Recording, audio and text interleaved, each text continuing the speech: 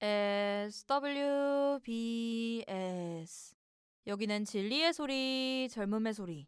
서울여자대학교 교육방송국입니다. 그럼 지금부터 3월 25일 화요일 저녁 방송을 시작합니다.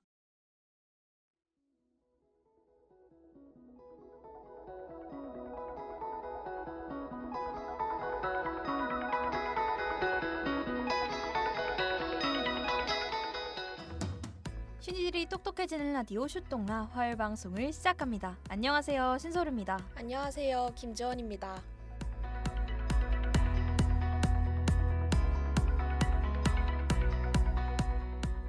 최근 쇼폼 콘텐츠가 미디어 시장을 빠르게 장악하며 새로운 콘텐츠 트렌드로 자리 잡고 있습니다. 하지만 짧은 영상이 주는 편리함과 흥미만큼이나 문해력 감소, 과몰입 등의 문제도 함께 대두되고 있는데요. 오늘 슛동라에선 쇼폼 콘텐츠의 개념부터 장점과 문제점, 그리고 미래 전망까지 낱낱이 살펴보겠습니다.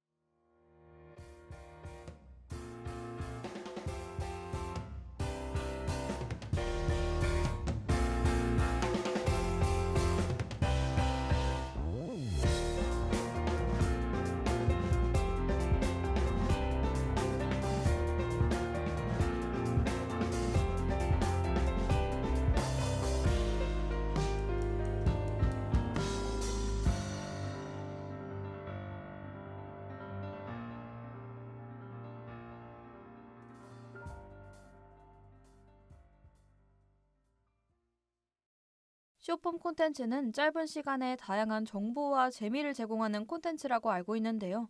그런데 최근 뉴스나 기사를 보니 쇼폼 콘텐츠가 인기를 끌면서 다양한 이슈가 생겨나고 있는 것 같더라고요. 맞습니다. 먼저 청소년들의 과도한 쇼폼 콘텐츠 소비 문제가 큰 이슈인데요.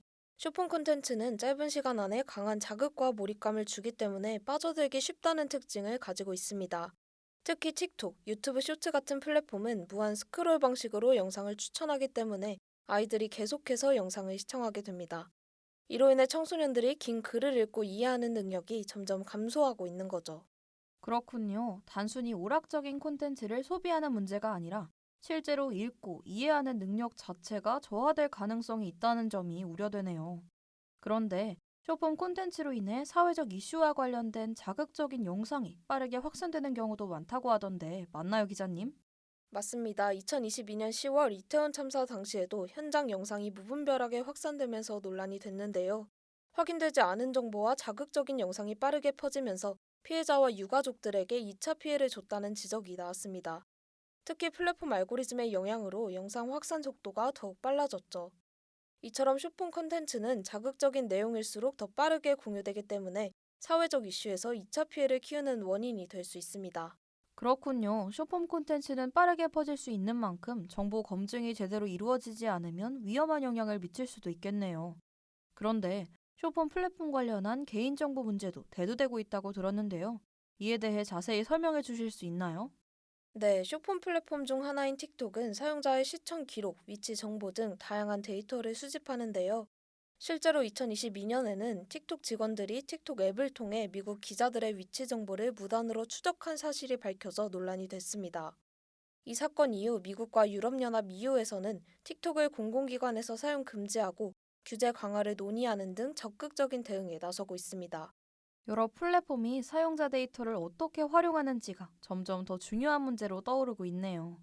쇼폼 콘텐츠가 우리 일상에 깊숙이 자리 잡은 만큼 개인정보 보호와 콘텐츠 규제에 대한 논의도 더욱 활발해질 것 같네요.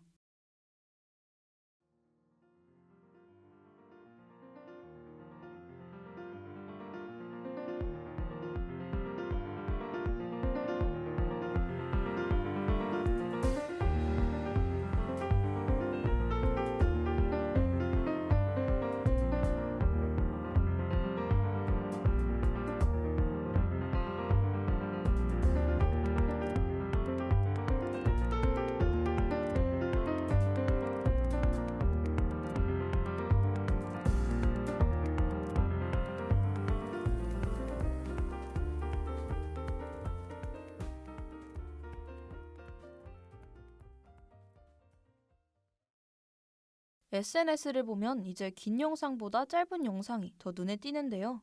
요즘은 15초에서 1분 정도의 짧은 영상, 즉 숏폼 콘텐츠가 미디어 시장의 중심이 되고 있는 것 같아요. 기자님, 숏폼 콘텐츠는 정확히 어떤 개념인가요? 네, 쇼폰 콘텐츠는 단순히 영상 길이가 짧다는 의미를 넘어서 짧은 시간 안에 최대한의 정보 전달과 몰입을 유도하는 콘텐츠 형식이라고 볼 수 있습니다. 기존의 긴 영상이 스토리를 쌓아가며 맥락을 제공하는 구조라면 쇼폰 콘텐츠는 핵심 메시지를 직관적으로 전달하는 데 초점을 맞추고 있죠. 아, 스마트폰과 네트워크 환경이 변화하면서 사람들이 콘텐츠를 소비하는 방식 자체가 달라졌다는 말씀이군요. 예전에는 긴 글이나 영상에서 정보를 얻었다면 이제는 짧은 시간 안에 핵심을 파악할 수 있는 콘텐츠를 더 선호하게 된 거고요. 맞나요, 기자님? 네, 맞습니다. 지금의 미디어 환경은 압축적 정보 소비 중심으로 변하고 있는데요. 아무래도 길고 복잡한 영상보다는 짧고 핵심만 전달하는 콘텐츠가 점점 더 익숙해지고 있는 거죠. 특히 스마트폰과 SNS 알고리즘이 결합되면서 사용자가 직접 검색하지 않아도 개인의 관심사에 맞는 콘텐츠를 자동으로 추천받을 수 있는 구조가 자리 잡았습니다. 이로 인해 쇼핑 콘텐츠의 성장은 더욱 가속화되고 있습니다. 그렇군요. 결국 쇼폼 콘텐츠는 단순한 유행이 아니라 변화하는 미디어 환경 속에서 더 효율적인 정보 소비를 가능하게 하는 것 같네요. 기자님께서 쇼폼 콘텐츠에 대해 더 전문적인 견해를 듣기 위해 한양대학교 에리카 캠퍼스 문화 콘텐츠학과 이진 교수님과 인터뷰를 진행하셨다고 하는데요. 함께 들어보시죠. 사실 쇼폼 콘텐츠라는 개념 자체는 이름에도 나와 있듯이 짧은 콘텐츠, 기존의 롱폼 콘텐츠의 반대급부에 있는 단어라고 할 수가 있습니다. 하지만 저희가 과거에는 롱폼이라는 단어를 사용하지 않았거든요. 그런데 쇼폼 콘텐츠가 하나의 콘텐츠로서 부상하면서 롱폼이라는 단어도 함께 이제 사용을 하게 되었다라고 할 수가 있습니다. 성장한 배경을 이야기를 해보자면 아무래도 가장 핵심적인 것은 모바일, 스마트폰의 등장과 부상이라고 이야기를 할 수가 있을 것 같아요. 우리가 일상 속에서 모바일 미디어라고 하는 것은 일상 속에서 아주 짧은 순간에 자기가 원하는 것을 하고 또 즐길 수가 있잖아요. 뭐 버스를 기다리거나 혹은 뭐 수업 공강 시간이나 이런 식으로. 그때 이 짧은 콘텐츠, 쇼폼이라고 하는 것은 빠르게 몰입하고 또 빠져나올 수가 있는 이제 그러한 양식이라고 할 수가 있습니다. 그래서 우리의 어떤 모바일 미디어에 기반한 소비 습관이 쇼폼의 어떤 도래를 자극하기도 했고 또 그 반대로 쇼폼이 우리의 소비 습관을 바꾸는 그러한 상황이라고 볼 수가 있습니다. 최근에는 그 인공지능 생성형 AI 그 영상 툴 같은 것들이 이제 보급되면서 AI를 통해서 쇼폼을 빠르게 양적으로도 그렇고 많이 제작하는 경우들이 더 늘어나고 있어서요. 시각적인 관점, 청각적인 관점에서 더 빠르게 제작되는 것들이 있어서 이런 것들이 너무 무분별하게 제작되는 건 좀 주의를 해야 하지 않나. 요즘 대중교통에서 사람들 스마트폰 화면을 보면 대부분 쇼폼 콘텐츠를 보고 있더라고요. 이렇게 많은 사람들이 쇼폼 콘텐츠에 빠져드는 이유가 분명 있을 것 같은데요. 기자님, 쇼폼 콘텐츠가 가진 장점엔 어떤 것들이 있나요? 네, 가장 큰 장점으로는 짧은 시간 안에 핵심 정보를 효과적으로 얻을 수 있다는 점입니다. 현대 사회에서 정보량이 폭발적으로 증가하면서 사람들이 짧고 직관적인 콘텐츠를 더 선호하게 된 거죠. 이에 출퇴근길이나 짧은 휴식 시간에도 빠르게 정보를 습득하려는 라이프 스타일 변화가 쇼폰 콘텐츠 확산에 큰 영향을 미친 겁니다. 그렇군요. 그런데 기자님, 요즘은 쇼폼 콘텐츠를 단순히 보는 걸 넘어서 창작 활동으로도 확장되고 있다고 하는데 이에 대해 자세히 설명해 주실 수 있나요? 네, 누구나 쉽게 제작하고 공유할 수 있다는 점도 쇼폰 콘텐츠의 큰 장점인데요. 예전엔 영상 제작을 하려면 비싼 장비와 편집 기술이 필요했지만 이제는 스마트폰 하나만 있으면 누구나 크리에이터가 될 수 있는 환경이 만들어졌습니다. 덕분에 자신의 개성을 표현할 수 있는 창구가 더 넓어진 거죠. 요즘 쇼폼 콘텐츠가 다양한 창작 활동으로까지 이어지고 있다는 게 정말 흥미로운데요. 최근에는 새로운 챌린지도 끊임없이 등장하더라고요. 맞습니다. 요즘 챌린지는 단순한 놀이를 넘어 하나의 마케팅 전략으로까지 자리 잡았습니다. 예를 들어 지코의 아무 노래 챌린지는 팬들뿐만 아니라 일반 사용자들도 따라하면서 자연스럽게 곡이 바이럴 됐는데요. 최근엔 초콜릿바로 유명한 식품 회사인 스니커즈 브랜드도 챌린지를 활용해 제품 홍보를 하기도 했습니다. 쇼폼 콘텐츠가 그저 짧고 편한 영상이 아니라 새로운 미디어 트렌드와 소비 문화를 만들어가고 있는 것 같은데요. 그럼 여기서 쇼폼 콘텐츠에 대해 긍정적으로 생각하시는 시민분의 의견 들어보겠습니다. 저는 쇼폼 콘텐츠를 자주 보는데 시간도 잘 가고 재밌더라고요. 그리고 뭔가 기억에 오래 남지 않아서 부담 없이 보게 되는 것 같아요. 요즘에는 1분 요약 이런 걸로 정보 같은 것도 빠르게 알 수 있어서 바쁘게 사는데 세상 돌아가는 것도 놓치지 않을 수 있고 챌린지 같은 것도 자주 보는데 마케팅으로도 쓰는 거 보니까 여러모로 도움이 많이 되는 콘텐츠인 것 같아요. 시민분께선 쇼폼 콘텐츠를 통해 정보를 빠르게 얻을 수 있다는 점에서 긍정적으로 생각하시는 것 같네요. 하지만 쇼폼 콘텐츠의 부작용도 무시할 수 없을 것 같은데요. 기자님, 쇼폼 콘텐츠가 가지는 문제점엔 어떤 것들이 있나요? 네, 먼저 쇼폼 콘텐츠는 기억에 오래 남지 않는다는 점이 문제로 대두되고 있습니다. 짧은 시간 안에 핵심적인 내용만 전달하는 방식이 많다 보니 정보를 깊이 이해하기보다는 표면적으로만 습득하는 경향이 강해지고 있죠. 이런 소비 패턴이 학습 태도에도 영향을 미쳐서 짧은 강의 요약 영상이나 1분 정리 같은 콘텐츠에 의존하게 되고 결국 깊이 있는 사고 과정이 생략될 위험이 있습니다. 그렇군요. 결국 정보는 빠르게 접할 수 있지만 그만큼 깊이 있는 이해가 어려울 수 있다는 거네요. 그런데 쇼폼 콘텐츠가 단순히 학습 방식의 변화뿐만 아니라 우리의 사고방식이나 생활 패턴 전반에도 영향을 미칠 것 같은데요. 맞나요, 기자님? 맞습니다. 쇼폼 콘텐츠로 인해 트렌드 피로감과 동조 압박이 생길 수 있는데요. 쇼폼 콘텐츠는 유행이 매우 빠르게 변하는 특성이 있어서 계속 새로운 트렌드를 따라가며 피로감과 압박을 느낄 수 있습니다. 특히 대학생들 사이에서는 공부법, 자기계발 루틴 등의 콘텐츠가 빠르게 퍼지면서 마치 이걸 따르지 않으면 뒤처지는 것 같다는 불안감을 조성하기도 하죠. 쇼폼 콘텐츠가 빠르게 변화하는 트렌드를 만들어내는 것이 소비자들에게 부담을 줄 수 있겠네요. 그럼 여기서 쇼폼 콘텐츠에 대해 부정적으로 생각하시는 시민분의 의견 들어보겠습니다. 쇼폼 콘텐츠가 빠르게 성장하면서 저에게 좀 부정적인 영향을 미쳤다고 생각하거든요. 뭔가 쇼폼을 본 뒤로 책 같은 거나 논문 같은 거 이해하는 게 어려워진 것 같아요. 그리고 요즘 릴스 같은 곳에서 자기계발 콘텐츠가 많은데 뭔가 그런 거 볼 때마다 다른 사람과 저를 비교하게 되고 저도 그 길을 따라가야 할 것만 같은 불안감이 생기는 것 같아서 쇼폼 콘텐츠에 대해 부정적으로 생각합니다. 시민분께선 쇼폼 콘텐츠가 불안함을 생성한다는 점에서 부정적으로 생각하시는 것 같네요. 그런데 요즘 쇼폼 콘텐츠가 사람들의 행동 패턴에도 영향을 미치고 있다고 하던데요. 기자님, 쇼폼 콘텐츠가 심리적으로 어떤 영향을 주는지 설명해 주실 수 있나요?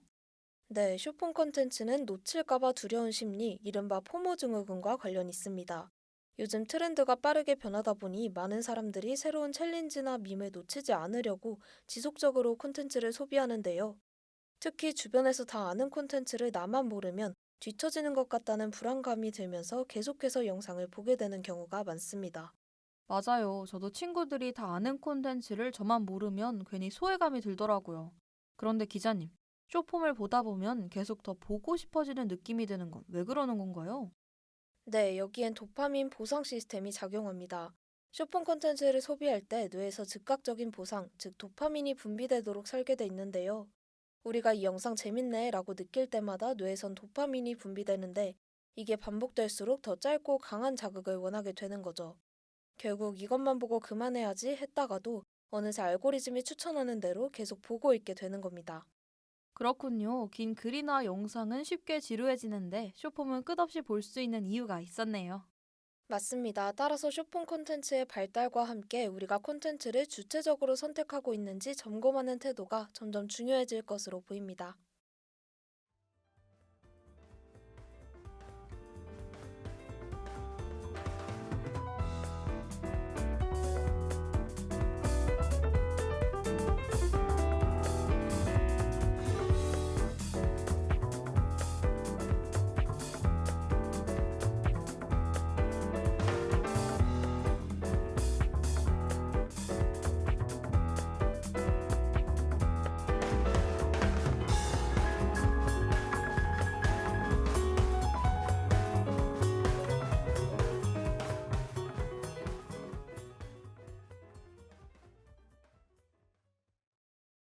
기자님과 계속해서 이야기 나누다 보니 쇼폼 콘텐츠의 미래 전망에 대해 궁금해지는데요. 앞으로 쇼폼 콘텐츠가 더 발전할 것으로 보이기도 하는데 이에 대해 자세히 설명해 주실 수 있나요? 네, 쇼폼 콘텐츠는 단순한 유행이 아니라 주류 미디어 포맷으로 자리 잡고 있습니다. 틱톡의 월간 활성 사용자 수는 17억 명을 넘어섰고 유튜브 쇼츠는 전 세계적으로 하루 700억 뷰를 기록하는 등 소비자들의 쇼폼 콘텐츠 소비는 계속 증가하는 추세입니다. 쇼폼 콘텐츠가 주류 미디어 포맷으로 자리 잡았다면 비즈니스 분야에서도 활용이 더욱 늘어나겠어요. 맞나요, 기자님? 네, 맞습니다. 특히 기업과 교육 분야에서의 활용이 더욱 확대될 가능성이 큰데요.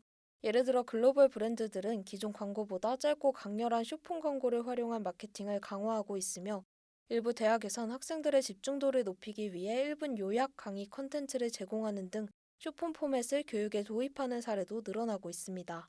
그렇군요. 하지만 쇼폼 콘텐츠의 확산과 함께 해결해야 할 문제들도 많아 보이는데요. 앞으로 어떤 과제가 남아있나요? 쇼폼 콘텐츠가 빠르게 확산되면서 알고리즘이 특정 성향의 정보만 반복적으로 보여주거나 정보가 단편적으로 소비되는 문제가 커지고 있습니다.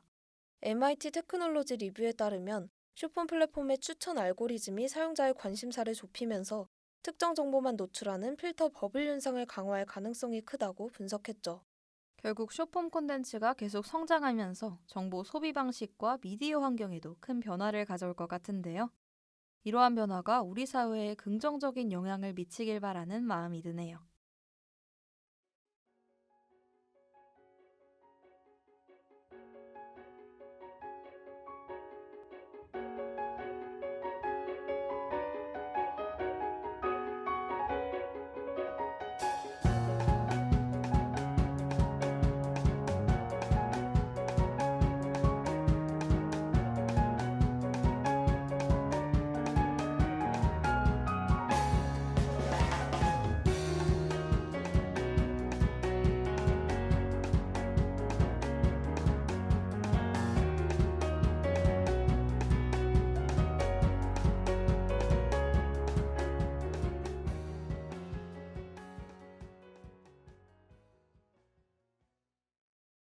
오늘 기자님과 함께 쇼폼 콘텐츠의 개념부터 장점과 문제점, 그리고 미래 전망까지 살펴봤는데요. 짧은 시간 안에 큰 영향을 미치는 만큼 앞으로 쇼폼 콘텐츠가 미디어 환경을 어떻게 변화시킬지 꾸준히 관심을 갖고 지켜봐야 할 것 같아요. 기자님은 어떠셨나요? 저도 그렇게 생각합니다. 쇼폼 콘텐츠는 이제 단순한 유행을 넘어서 미디어 산업 전반에 걸쳐 중요한 역할을 하고 있는데요. 앞으로 쇼폼 콘텐츠가 더 깊이 있는 정보 전달과 다양성을 확보하는 방향으로 발전하도록 계속해서 지켜볼 필요가 있을 것 같습니다. 네, 그럼 오늘의 슈동란 여기서 마치겠습니다. 유익한 주제로 또 만나요. 여러분, 감사합니다.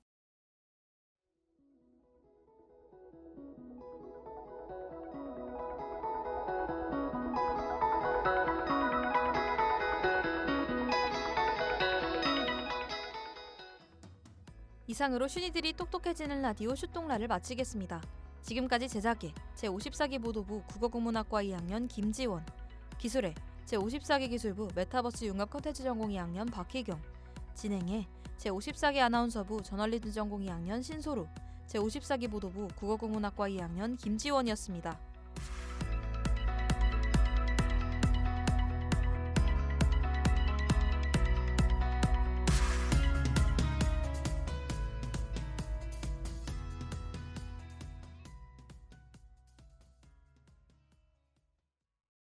지금까지 여러분께서는 SWBS 서울여자대학교 교육방송을 들으셨습니다.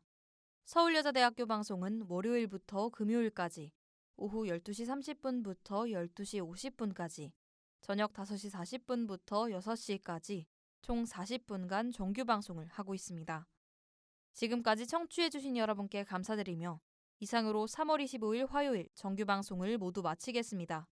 여기는 진리의 소리, 젊음의 소리, 서울여자대학교 교육방송국입니다. SWBS